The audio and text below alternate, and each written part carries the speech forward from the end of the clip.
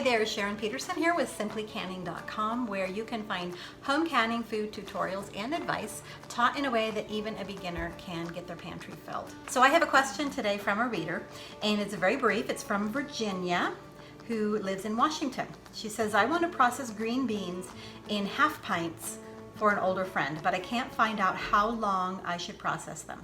Can you help? So yes, I can help. What you want to do is you want to process it for the jar size up. So if you want to do half pints for a friend who probably needs single serving, I'm assuming that's what you're doing. I think it's a great idea.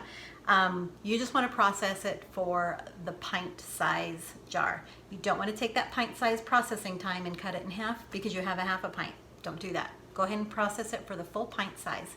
You might want to try a batch and see how it turns out. It might be a little bit softer than what you might prefer. I don't think it's going to be overly mushy, but do a batch, see if you like it, and see if your friend likes it. So I hope that was helpful. It was certainly short and sweet. You guys have a great day, and we'll talk to you in the next canning chat. Bye.